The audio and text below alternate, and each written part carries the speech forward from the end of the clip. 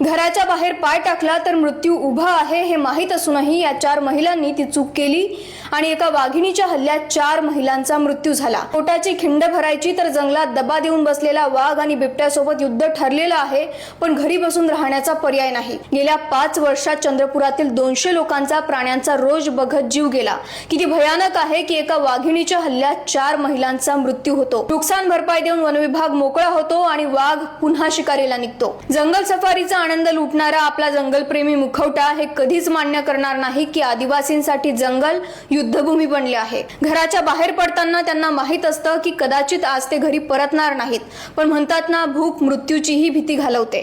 तहान आणि भूक भागवण्यासाठी वेळापिसा झालेल्या प्राण्याला दोष देणे म्हणजे माणसाच्या अतृप्त भुकेला चारा घालण्यासारखे आहे। त्यांचे घर उद्ध्वस्त केले, त्यांचे जलसाठे नाहीसे केले, साहजिकच ते माणसाचे रक्त पितील, पण दुर्दैव हे आहे की ते सर्वात निर्दोष माणसांचं पीत आहेत।